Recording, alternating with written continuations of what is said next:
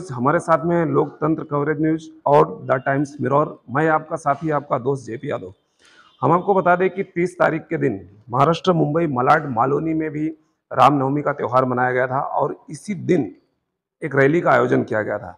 जहां पर मैं खड़ा हूं, ये आप देख रहे हैं मर्चेंट ग्रुप का दफ्तर है, ऑफिस है, और इसी बिल्डिंग के नीचे यहाँ पर कुछ ऐसी घटना हुई थी जिसकी वजह से यहाँ पर पुलिस कार्रवाई हुई है। और उस पुलिस कार्रवाई में जो यहाँ के होनर हैं जमील मर्चेंट जी, उनको यहाँ पर उस पार्टी बनाया गया है और उनके खिलाफ में धाराएं लगाई गई हैं। और भी बहुत सारे ऐसे लोग हैं जिनके खिलाफ में धाराएं लगाई गई हैं। आज हम यहाँ पर आए हुए हैं और हम आपको मिलाने की कोशिश करते हैं जो कि यहाँ के होनर है जमील मर्चेंट जी।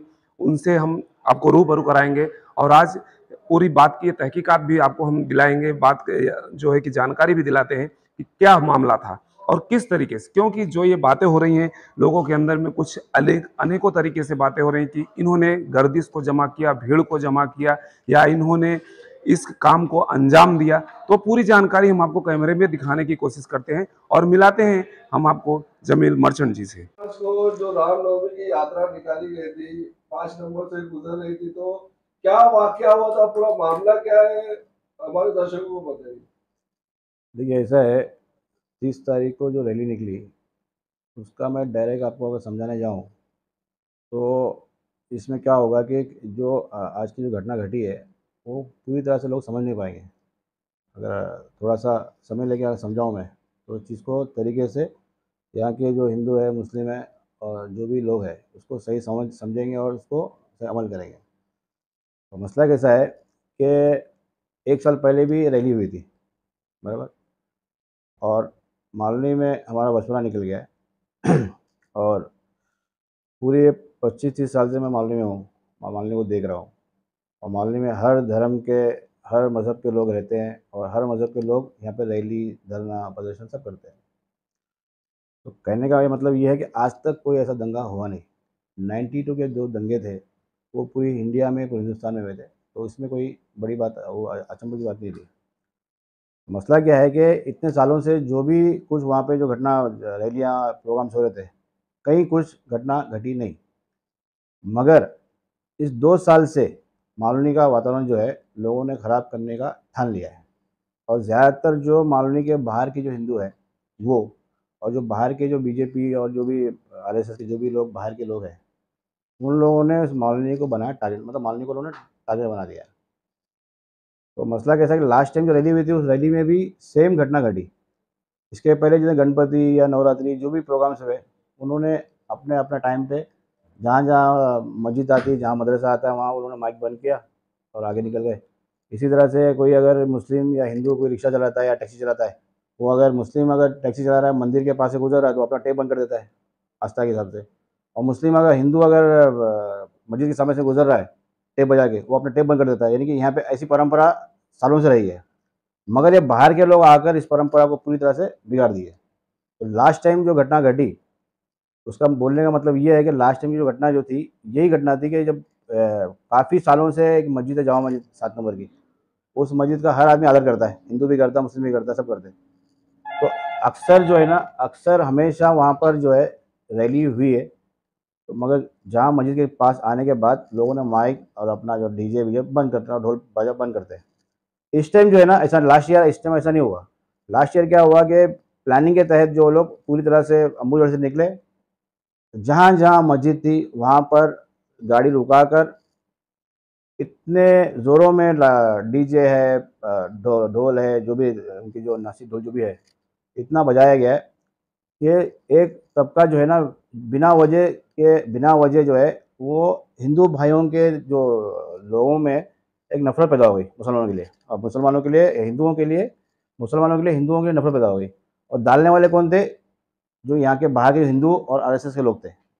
अब आते हैं इस मुद्दे पे। तो लास्ट टाइम जो रैली हुई थी उसमें जो यहाँ के जो पुराने डीसीपी जो थे, ठाकुर साहब, और जो एडिशनल कमिश्नर थे पटवाल साहब, उन्होंने उस चीज़ को पूरा देखते हुए अच्छी तरह हैंडल किया और रैली ख़त्म होते ही उन पे केस बनाया और सबको ऐसा पे एक्शन लिया। और सबको जो जितने भी ये साल जितने लोगों ने प्रोग्राम किया जो इसका रैली का, वही लोग थे जो लास्ट टाइम थे। तो मेरा बोलना ये है कि जब लास्ट टाइम ये फसाद दंगे हो चुके थे, तो इस टाइम पुलिस जो यहाँ का डीसीपी है, एडिशनल जो भी महकमा है, उनको उनको पहली बात तो परमिशन को देना नहीं चाहिए था, और दिए तो कुछ कंडीशन में देना चाहिए था। तो कहने का मतलब ये है कि ये रैली वापस अम्बुवाड़ी से निकली, फिर 7 नंबर आई। 7 नंबर में अगर मुसलमानों के दिल में अगर नफरत होती, या अगर कोई गुंजाइश, कोई गिला होता, तो 7 नंबर मस्जिद के पहले मुसलमान भाई लोगों ने हिंदू लोगों को, हिंदू भाई लोग जो थे उनको पानी पिलाया। पानी पी के अम्बुवाड़ी से थके हारे आ रहे थे लोग, 7 नंबर मस्जिद के पहले पानी पिलाए, पानी पी के फिर वो ताज़े हुए, और फिर 7 नंबर में फिर आके वही धांधली हुई, वही डीजे बजाए, माइक बजाए, और वहाँ पे भी घटना घटी। तो वहाँ पर पुलिस, फिर भी वहाँ भी पुलिस नाकाम हो गई। उसके बाद जब वहाँ की पब्लिक देखी कि किसी भी तरह से जो बाहर के हिंदू है वो मस्जिदों के पास ढोल बजाना बंद नहीं कर रहे, तो आवाम में गुस्सा आ गया, और पूरी आवाम कूच करी 5 नंबर की तरफ, जो हमारे मस्जिद है हज़रत अली। वहाँ पे आने के बाद पूरी पब्लिक जो है, ये जो बिल्डिंग का कंपाउंड है प्राइवेट कंपाउंड है, और जो मस्जिद है उस टाइम नमाज का टाइम नहीं था, तो सारे लोग जो है मस्जिद के उस पार, रोड के उस पार, और जो भी आगे जो भी एरिया है वहाँ थे। तो मैं अपने ऑफिस में अफ्तारी के बाद बैठा हुआ था, कैमरे में देख रहा था, तो पब्लिक जो जमा थी, रैली जब शुरू हो गई, तो डीसीपी, यहाँ के जो डीसीपी है, क्या नाम, पंचसागर जो डीसीपी है, उन्होंने और यहाँ के और पुलिस महकमा ने वहाँ पर जाकर पब्लिक को अपने तरफ लेके आया, मस्जिद की तरफ और कंपाउंड की तरफ। मेरे पास फुटेज है उसका। सारी पब्लिक को, वहाँ के लोगों को, सारे लोगों को मस्जिद की तरफ और कंपाउंड की तरफ कूच किया। जब सारे लोग यहाँ आ चुके थे, जब मैंने कैमरे में देखा या जब मुझे किसी ने बताया, तो मैंने चेक किया, तो काफ़ी भीड़ पब्लिक की कंपाउंड में घुस चुकी थी, और नारेबाजी हो रही थी। तो मैं नीचे उतर के देखा, मुझे पता था कि अगर इस दौरान में इस माहौल में नीचे जाता हूँ, कुछ भी हो सकता है, जान को खतरा है या कुछ भी हो सकता है।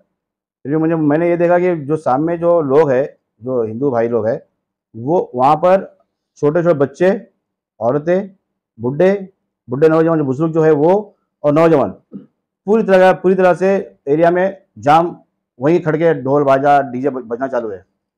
तो मैं नीचे उतरा तो मुझे डीसीपी साहब ने बुलाया, गेट के पास ही फुटेज है, फोटोज है। उन्होंने बोला, जमील भाई ये मामला बहुत बिगड़ गया है और पब्लिक जो है काबू में नहीं आ रही है, आप किसी भी तरह से इस पब्लिक को रोको, आप यहाँ के स्थानिक आदमी हो, आप शायद आपकी सुन लेंगे लोग। बोला ठीक है। तो मैंने जो है वहाँ पर अपने लोगों को, जो मुस्लिम जो थे, नौजवान थे, जो हिंदू थे, जो भी थे, उन लोगों को मैंने समझाया बुझाया, और काफ़ी जज्बाती तरीके से लोगों को समझाया कि आप डॉक्टर बनने वाले हो, आप इंजीनियर बनने वाले हो, IAS बनने वाले हो, इस छोटे से लफड़े के लिए पूरा माहौल ख़राब हो जाएगा। तो बच्चों को मैंने कम से कम, जब रैली शुरू हुई उस टाइम ये मैं वहाँ पहुँचा, मेरे जाने के 1-1.25 घंटे के बाद रैली ख़त्म हुई। अगर उस टाइम में नहीं जाता तो 1500 की जो भीड़ थी, वो भीड़ और सामने की भीड़ में अगर टकराव होता, तो कई हज़ार, कई सौ जान उसमें जा सकती थी, एक चीज़।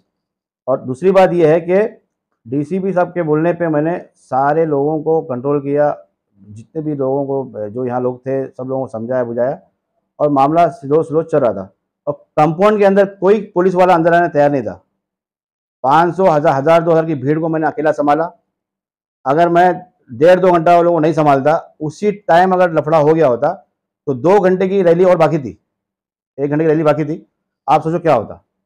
तो इसका मतलब क्या है कि पुलिस में ये जो रैली में पूरी तरह से पुलिस जो है नाकाम हो गई।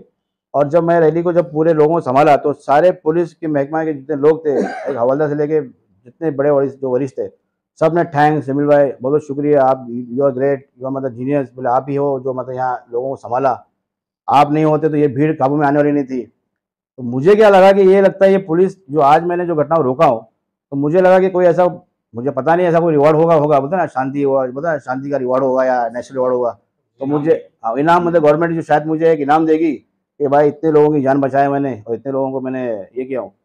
और मैं सारी रैली खत्म हुई, थोड़ा जो भी आगे पीछे जब झगड़ा शुरू हुआ तो पत्थरबाजी। भाई पुलिस फिर आपको उसके बदले में अवार्ड और रिवॉर्ड इनाम देने के बदले में गैदरिंग का फिर आपने आरोप क्यों लगाया? सर जी ऐसा है, 7 सेक्शन आपके ऊपर धारा क्यों लगाई? देखिए ऐसा है, मेरे ऊपर जो सेक्शन है गैदरिंग का है, मेरे पास पूरा फुटेज है मेरे पास।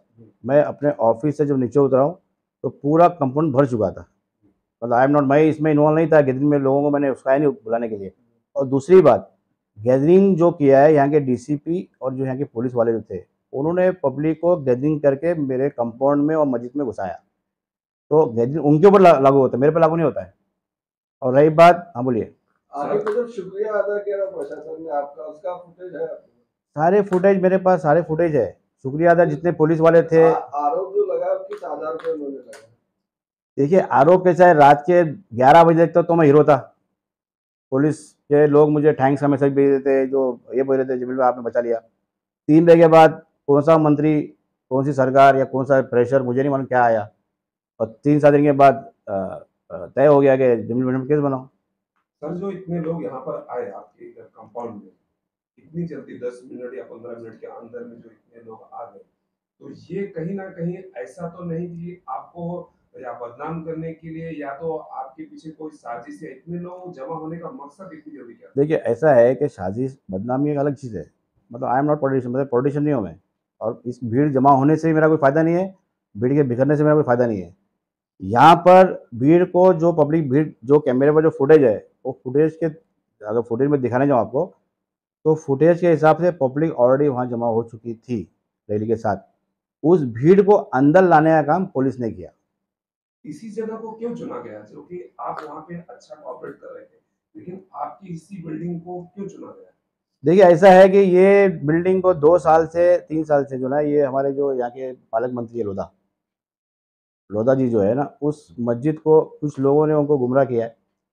फिर कुछ लोगों ने कहा है कि ये मस्जिद इल्लीगल है, ये मस्जिद गलत जगह बनी हुई है, या हिंदुओं की जगहों में बनी हुई है। ऐसा नहीं है। इस मस्जिद को प्रॉपर जो है, मस्जिद को परचेज़ किया हुआ है, इसका 7/12 है, इसका प्रॉपर्टी कार्ड है, और बनने के बाद इस मस्जिद का प्लान पुटअप किया हुआ है, और उसके बाद इस मस्जिद को वफ़ कर दिया है। तो मैं समझता हूँ पूरी मुंबई में कुछ ही मस्जिद ऐसी है जो वफ़ की मस्जिद जो होती है, उसमें एक मस्जिद ये है। और लोधा जी को समझना ये चाहिए कि लोधा जी एक पालक मंत्री है, इस सरकार के मंत्री है। तो पूरी सरकार के मंत्री पूरे महाराष्ट्र की मतलब जनता है। तो ये मुझे लगता है कि सिर्फ मालूम है कि 8-10 लोग जो यहाँ पे है, वो उन्हीं के पालक मंत्री है, और उन्हीं के साथ में उनका समझौता है। तो मेरा कहना ये है कि अगर कोई भी इंसान जब तक इलेक्शन लड़ता है तो पार्टी का होता है, जीतने के बाद वो आम का होता है। तो मेरा भी पालक मंत्री है वो, उनका भी पालक मंत्री है। जैसा कि आपके लोकल एमएलए असलम शेख जी है, जी। तो ये वारदात के टाइम पर भी नहीं है और ये प्रेजेंट भी नहीं थे, तो उसके बारे में आपका क्या कहना है? देखिए, ऐसा है कि मैं कोई पॉलिटिशियन नहीं हूँ, मेरे सामने जो आया मैं उसकी बात करूँगा। और रही बात असलम जी कहाँ थे क्या नहीं थे, वो आप उनसे पूछिए। तो आपके डिफेंस में आप क्या कहना चाहते हैं? मैं नहीं था ना इसमें, मैं हूँ नहीं। आप पे एफआईआर दर्ज हुआ तो आपने प्रशासन से बात किया कि भाई आपने मेरा शुक्रिया अदा किया, उसके बावजूद भी एफआईआर बना दिया? मैंने डीसीपी साहब को फ़ोन किया था, मैंने बोला कि आपने मुझे थैंक्स, और आपने मुझे कहा कि आप जमील भाई आप कुछ भी करो, यहाँ के लोगों को संभालो। और मैंने बोला आप डीजे बंद कर दो, तो आप बोला डीजे बंद होना मुश्किल है, आप यहाँ के लोगों को संभाल लो, और मैं, आप यहाँ संभालो मैं वहाँ संभालता हूँ। और उसके बाद आप तो मुझे इनाम देना चाहिए, इनाम के बदले में आप मुझे केस दे दिए। तो उन्होंने कहा कि जमील भाई ऐसा है कि गैदरिंग वहाँ पे पब्लिक जमा कैसा हुई, मतलब आपने जमा किया उसको। मेरे पास, मैंने मोबाइल में बोला उनको कि सर, पब्लिक को। मस्जिद के 100 मीटर के दायरे के अंदर कोई भी चीज बजाने का अलाउ नहीं है, क्या आप मानते हैं इस बात सर को? जी, ऐसा है, डीजे बजाने की परमिशन तो मुंबई में है नहीं। इतने जॉइंट सीपी लेवल का ऑफिसर, एडिशनल लेवल का ऑफिसर, डीसीपी लेवल का ऑफिसर वहाँ पे होने के बाद डीजे बजाया, तो लॉ एंड ऑर्डर तो खराब हुआ ही, तो कार्रवाई तुम पे होना चाहिए। तो आप मानते हैं कि कानून का उल्लंघन हुआ है यहाँ पे? पूरी तरह से। जी। क्या कोई सोची समझी साजिश थी? देखिए, साजिश थी या नहीं थी वो मैं साबित नहीं कर सकता हूँ, वो आने वाले दिनों में मालूम पड़ जाएगा। मगर इसमें जो है पूरी तरह से पुलिस नाकाम रही है। और एक बहुत बड़ा हादसा, जो सौवे मतलब कई बच्चे, बूढ़े, हिंदू बच्चे, हिंदू बच्चियाँ, लड़कियाँ, बुजुर्ग जो लोग, और यहाँ के जो नौजवान लड़के आपस में लड़ते मरते, उस हादसे को मैंने रोका हूँ। और उसका जो अल्लाह देगा, उसका जो असर जो है अल्लाह देगा इंशाल्लाह मेरे को। अगला कदम क्या होगा अभी आपका? देखिए, ऐसा है कि उन्होंने इनाम के बदले में केस दिया है, तो उसके खिलाफ तो कार्रवाई होगी, अंजाम जो भी होगा उसका, मगर लास्ट दम तक जो है उसके लिए लड़ाई होगी।